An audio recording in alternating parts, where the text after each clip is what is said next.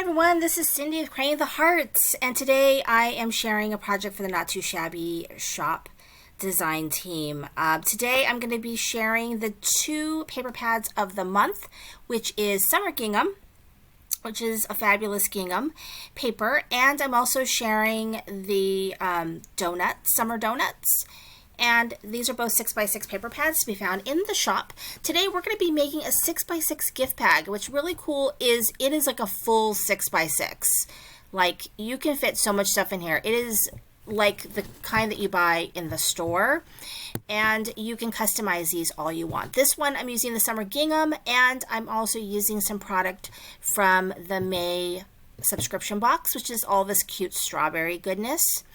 So I'm going to be sharing also what to do with those large sort of focal images that you get in your paper pads. And I'm going to show you an example of that. There's one right there.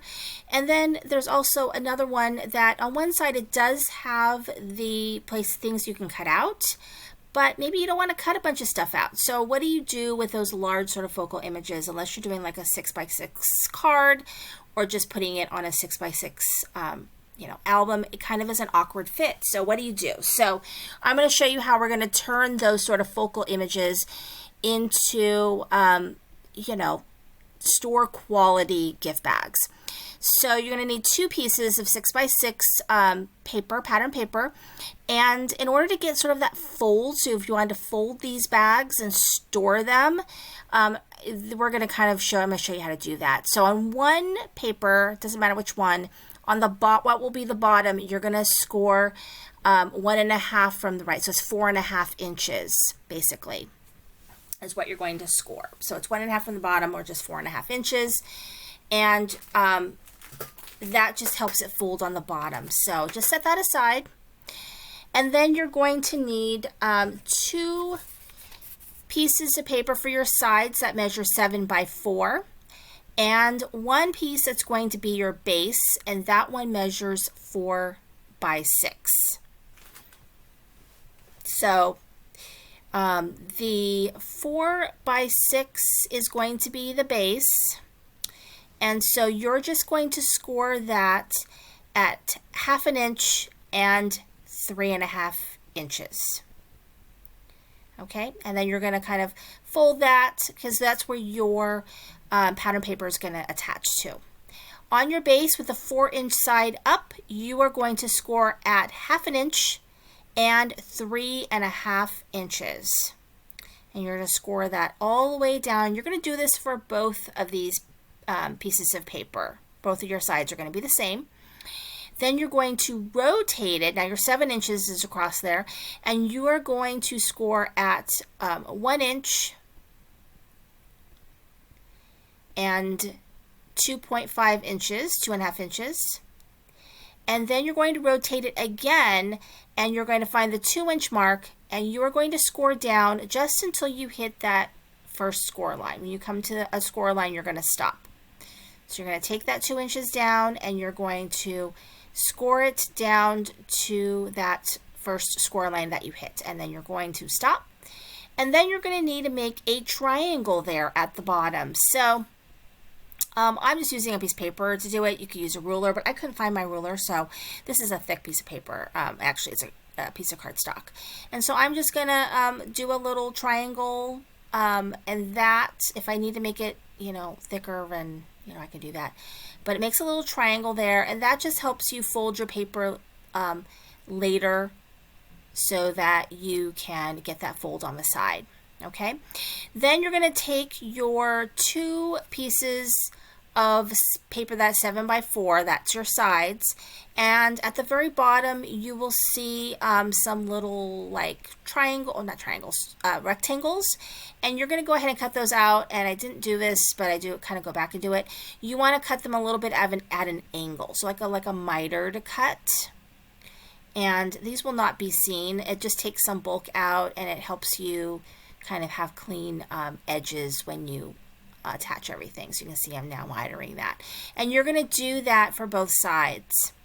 Then what you're going to do is you're going to get your base piece of paper, and we're going to glue the bottoms of what will be the bottom of your pattern paper onto those little hinges there. So we'll put some glue on there because it does give us a little bit of time to move things around, even though the strawberry one I did use score tape. I mean, because it was kind of my sample, but it's so cute that I'm definitely going to be using it. So it gives you a little bit of time to move, but you also need to make sure that you give it time to dry a little bit before you really start working with it. And then we're going to do the same thing on the opposite hinge. So we want to make sure that the bottom, what will be the bottom, is going to be attached to that hinge.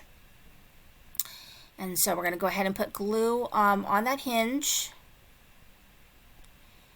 And then we're going to carefully attach that right to the score line. So you want to make sure that you are even and that it's all on there correctly and you don't have any overhang and all of that. And then that is your front and the back of your bag. Now you're going to do your sides. And so that bottom hinge that we cut the rectangles out of, that is what's going to attach to the base of your bag. So you're going to go ahead and you're going to put some glue on that hinge, and they're going to carefully attach it right there to the sides, and you're going to make sure that it fits right where it's supposed to. And we're going to do the same thing. We're going to flip that around, and we're going to go ahead and put glue on the hinge of the other side, our other side. And so this part's pretty easy. I do recommend glue. I mean, like I said, I did use the score tape and it did work out for me. But it is nice to have the glue because it can get a little tricky. So you'll see that you've got these hinges on the side, and that is what your pattern paper is going to attach to. So you're going to just attach really carefully. Just make sure that everything lines up. You're going to put glue on that hinge, and then you're going to bring your pattern paper up and just match it all up, and you know, find ways to finagle that paper around so that you can kind of press down on it and get that glue to stick onto the paper and the hinge. So you can see me kind of maneuvering the paper around to kind of get that going. And I'm just kind of pressing down just to make sure that it's on there well. And then I'm going to go ahead and do the other side. So I'm going to go ahead and just do that front piece. So yeah, you absolutely could use this and do the cut aparts, but a lot of times papers don't have that, or maybe you've already used the cut aparts and you're kind of done with that and you want to use that paper in a different way. This is really a great way of using the paper and being able to make something useful with it as well. You can see me kind of moving it all around so I can make sure that I find ways to be able to press down on that hinge so that the paper, the glue has time to stick, and it's working out. I've got that last one to put together. And this came out really cute too. So I'm very excited about this project because it is useful, and I definitely now have a couple of really cute bags I can put in my stash to use. And it makes me want to like go through all of my paper to find, you know, these images that are full focal images that I can make into bags. So I'm going to let it dry for a bit. So I'm going to work on my tag. So this is actually from CC Designs. It's my favorite tag. I usually use the larger size, but there is a tiny size in there, and it's perfect for this size bag. So I cut it out in white, and then I cut it out in pattern paper, just some scrap. That's why it's the confetti one, because that's the scrap that I had that worked. And then I'm going to use an image and a sentiment from the Stamp and Die of the month, which matches this paper. And that Stamp and Die of the month is called Donut Fun, and it's adorable. It's a birthday anything kind of stamp set. My favorite kind, because you know you can use it. And I have other donut things I think would go with this. And these images fit perfectly on this little tag. Okay, so now I'm going to set that aside, and now I'm going to work on the handles. So you can do whatever you want for handles. I'm using some grosgrain ribbon that I have in my stash, and I'm using my Crocodile, but I realized that I actually want it, I needed to fold it, and I was going to go ahead and use the punch through both sides of the paper. That way the hole just kind of goes to the other side. So that way my holes line up and match. I mean, you can use your ruler and all of that. But the Crocodile does go through all of these papers. And I'm using the smaller hole on purpose because I'm going to tie my grosgrain ribbon into knots in the back. And actually a smaller hole is better because it means my knot probably will not go through. So it's just a little bit better. And then I'm just going to pull one end of my ribbon through, and then I'm just going to tie a knot. You can see me struggle a little bit trying the knot, but I'm going to tie a knot, and then I'm going to do the other side. And I am going to attach the tag though to the other side ribbon, to what will be my front, what I consider the front. I mean, it doesn't really matter, but what I consider to be the front of my bag. So I'm going to go ahead and do this one because my fingers are so fat, and I'm going to go ahead and tie that into a knot. And now I'm going to do the other side. So I'm going to do the first hole perfectly fine, tie that into a knot,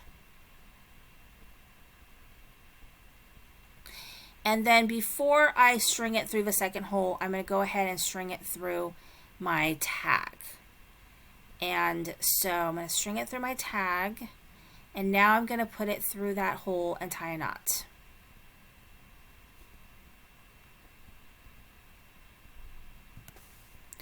So, and the last thing I'm going to do, I'm going to go through and I'm going to go ahead and trim a little bit off of those ribbons in the back, any of the overhang, just a little bit, just to clean it up some. And remember, you're going to put tissue paper in this. So you're going to put tissue paper in this and your gift, and people will probably throw those away, unfortunately. Maybe they'll keep them. But it was so easy to make, and everybody has, you know, cardstock in their stash. So you can do other things. You can make paper handles. You know, you could use whatever you'd like. So now you can just fold in, kind of teach your paper to fold in by using those sort of side triangles. You know, we kind of made it so that it could fold, and then we made that fold in our, whatchamacallit, our paper. So you can just fold it, teach it to fold, and now you can just store these flat. And I love how it came out. So there is what I'm considering the back. And now we've got our front. And it looks like a professional bag. It's amazing. So it just makes me so happy because it's just so useful and so cute. And now I have these cute little bags, which I'm actually really definitely going to use because they are perfect. So thank you for watching. This is Cindy, Creating the Heart. Make sure you visit the Not Too Shabby shop.